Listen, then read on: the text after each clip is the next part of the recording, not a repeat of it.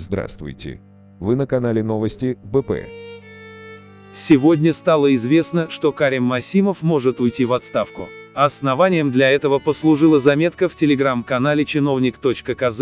Администрация президента рассматривает вопрос о замене председателя Комитета национальной безопасности.